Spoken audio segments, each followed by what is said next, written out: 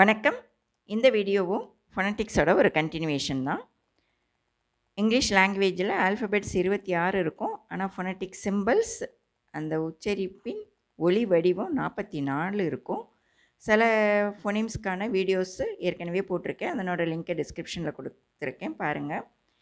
இதில் alphabet D அதனுடைய உச்சரிப்பின் ஒலி வடிவம் எப்படி இருக்குங்கிறத பார்க்கலாம். Alphabet T and T, capital T, small T. Phoneme T, அந்த ஸ்லாஷுக்குள்ளே ஸ்மால் டி போட்டிருந்தா அதுதான் டீங்கிற ஆல்ஃபபெட்டோட உச்சரிப்பின் ஒலி வடிவம். First in the beginnings: turn, term, tea, tower, take, taxi, tear, time, technical, toy, tumble, telegram. So ஃபஸ்ட்டில் அந்த டி உச்சரிப்பு எப்படி இருக்கும் அப்படிங்கிறதற்கான உதாரணங்கள். ஸோ எண்டில் எப்படி உச்சரிக்கப்படுது: support, submit, left, admit, repeat, import, bracket, neglect, vacant, allocate, integrate, remote.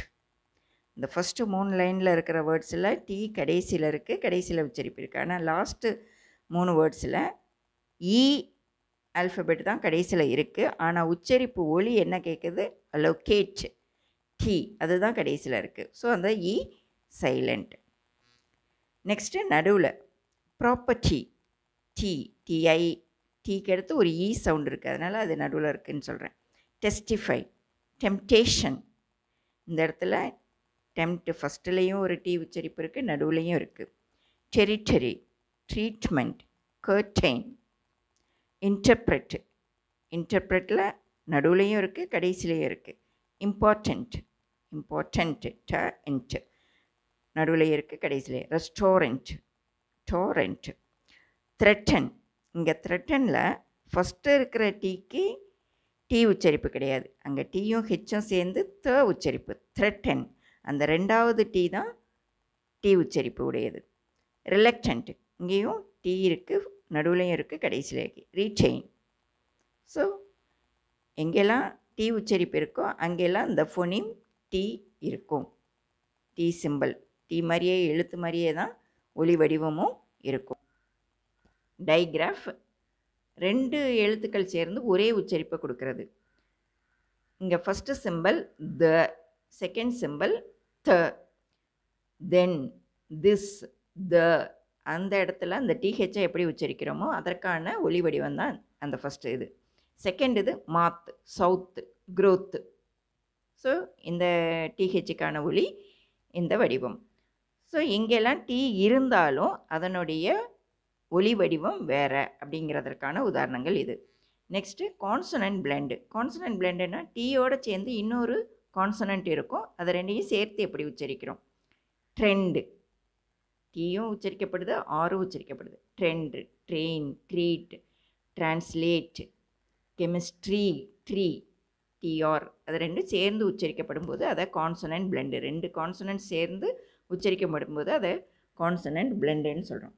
Star, star, ST, 2 உச்சரிக்கப்படுது. Standard, stick, stomach, stone. Street, strain, strange, stress, இதில் 3 கான்சனன்ட்ஸ் சேர்ந்துருக்கு. எஸ் இருக்குது, டி இருக்குது, ஆர் இருக்குது, 3 சேர்ந்து உச்சரிக்கப்படுது. 3 எழுத்துக்களோட உச்சரிப்பும் நமக்கு கேட்கும், அதுதான் பிளெண்டு. டைகிராஃபில் 2 எழுத்துக்கள் சேர்ந்து ஒரே உச்சரிப்பாக இருக்கும், ஆனால் பிளெண்டில் 3 உச்சரிப்புகள் இருக்கும், 3ம் கேட்கும், ஆனால் 3ஐயும் சேர்த்து தான் உச்சரிப்போம். அதுதான் அதுக்கான வித்தியாசம். ஹைட்டு, தாட்டு, இங்கே ஜிஹெச்டிங்கிற ஸ்பெல்லிங் இருக்குது, ஆனால் அதற்கான உச்சரிப்பு ஒலி ஒன்று தான், டி, அவ்வளோதான். ஹைட்டு, தாட்டு, தா, இட்டு. ஸோ அதற்கான எக்ஸாம்பிள் இது. Next no T sound. சில இடங்களில் டி சவுண்டு இல்லை. எந்த இடத்துல? ஸ்ட்ரெச்சு, இந்த ஃபஸ்ட்டில் இருக்கிற ஸ்ட்ரெச்சில் எஸ்டிஆர் அதுங்க டி சவுண்டு தான், ஆனால் டிசிஹெச்சில் அது டி சவுண்டு கிடையாது. ஸ்ட்ரெச்சு, கேட்சு, அங்கே அந்த டிசிஹெச் 3ஐயும் சேர்ந்து இச்சு அப்படிங்கிற ஒரு ஒலியை நம்ம கொடுக்குறோம்.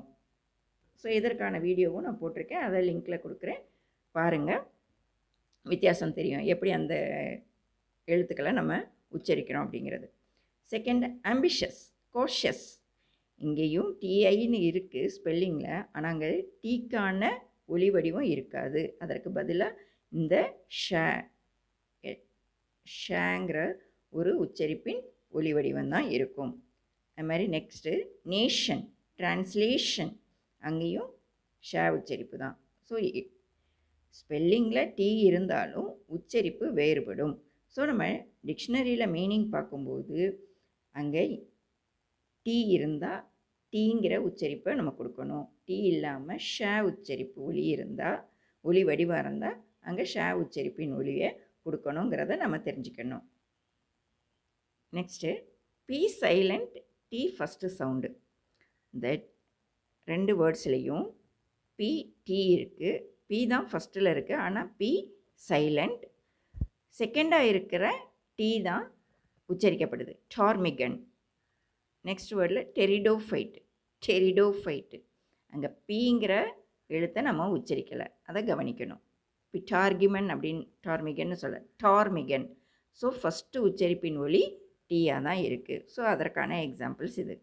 Next silent T. சில இடங்களில் டி இருக்கும் ஸ்பெல்லிங்கில், ஆனால் அது உச்சரிக்கப்படாது. ஃபாசன், இங்கே அதனுடைய உச்சரிப்பின் ஒலி வடிவத்தை, அந்த வேர்டுக்கான ஒலி வடிவத்தை கொடுத்துருக்கேன். ஃபாசன், அங்கே டி இல்லை. நம்ம உச்சரிப்பின் ஒலி வடிவத்தை பார்க்கும்போது அங்கே டி இல்லை. ஃபாசன் இஸ் இன், அவ்வளோதான். எஸ்ஸுக்கு எடுத்துருக்கிற டி உச்சரிக்கப்படலை. லிசன், லிஸ்டன் இல்லை, லிசன், அவ்வளோதான். விசில். ஸோ இங்கேயும் டி இருக்குது, 3 வார்த்தைகள்லேயும் டி இருக்குது, ஆனால் அந்த டீயோட ஒலி கேட்கலை, அது சைலண்ட். Next result.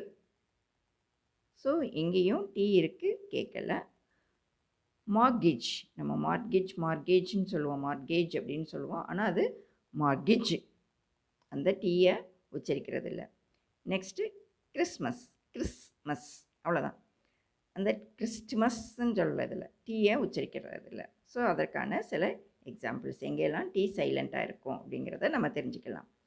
ஸோ அந்த ஒலி வடிவத்தை பார்க்கும்போது டி ஃபோனீம் இல்லைன்னா அப்போ அங்கே டீயை உச்சரிக்கக்கூடாதுங்கிறத நாம் தெரிஞ்சுக்கணும், அவ்வளோதான். தேங்க்யூ.